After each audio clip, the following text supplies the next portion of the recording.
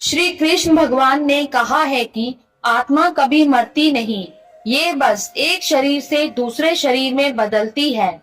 इसलिए आप अपने पूर्वजों को जब भी कुछ अर्पित करते हो तो वो उन्हें मिलता है। दानवीर कर्ण, जिनके नाम के आगे ही दानवीर था, उन्होंने पूरी उम्र बहुत दान दिया। जो भी उनसे कुछ मांगता वो उसे जरूर मिलता। कर्ण जब परलोक गए तो वहां उन्हें वो कुछ दोगुना दिया गया जो कि उन्होंने दान दिया था, लेकिन वो सब हीरे जवाहरात और सोना चांदी थे। कर्ण को खाने को कुछ नहीं मिला क्योंकि उन्होंने कभी भोजन दान नहीं किया था। कर्ण भूख से व्याकुल हो गए। अंत में यमराज जी की विनती करके धरती पर जाकर फिर से दान करने की आज्ञा मांगी। यमराज ने कर्ण को 14 दिनों का वक्त दिया। कर्ण ने धरती पर आकर जमकर भोजन दान किया और श्राद्ध किया।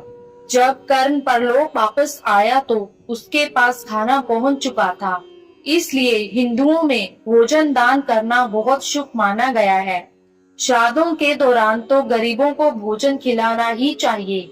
इसके जरिए हमारे पूर्वजों को सीधे ये पहुंच जाता है। कहा जाता है कि इन दिनों यमराज की आज्ञा से आत्माएं जमीन पर आती हैं और अपने वंश की ओर से अर्पित किए गए भोजन का भोग करती हैं। अन्य पौराणिक कथा। एक बार दो भाई थे, जोगे और भोगे। जोगे अमीर था और भोगे गरीब। एक बार श्राद्ध का वक्त था तो अमीर भाई की पत्नी ने उसे श्राद्ध करने को कहा, लेकिन वो इसे व्यर्थ की बात मानकर टालता रहा।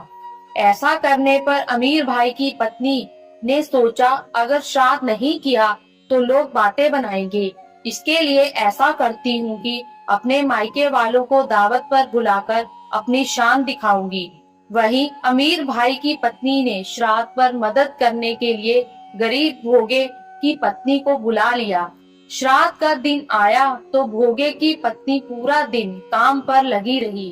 पूर्वजों के लिए खाना बनाया, लेकिन जैसे ही उनके पूर्वज खाने आए तो क्या देखा कि वहां पर तो अमीर भाई के ससुराल वाले खा रहे हैं। पितृ निराश हो गए तो वो गरीब भोगे के घर गए तो वहां क्या देखा कि पितरों के नाम पर अग्यारी दी हुई है। पितरों ने उसकी राख चाटी और भूखे ही चले गए। सबने आपस में बात की और कहा कि अगर भोगे अमीर होता तो उन्हें भूखा नहीं रहना पड़ता। पितरों को उस पर दया आई और उन्होंने कहा कि भोगे के घर धन आ जाए। शाम हो गई, गरीब भोगे के बच्चे खाना मांगने लगे, लेकिन उनके घर में कुछ नहीं था। भोगे की पत्नी ने बच्चों को टालने के लिए झूठ ही कह दिया कि बाहर होदी के नीचे खाने को रखा है, जाके खा लो। बच्चे जब वहां गए तो देखा कि होदी मोहरों से भरी हुई है। दौड़े दौड़े बच्चे माँ के पास पहुँचे और सारी बात बताई। भोगे भी अब धनी हो गया। अगले साल जब पितृ पक्ष आया तो उसने अच्छे से श्राद्ध मनाया, 56 तरह के भोग लगाए और ब्राह्मणों को भी भोजन कराया। इससे पितृ बहुत खुश हुए और भोगे का धन और कुल हमेशा बढ़ता ही गया।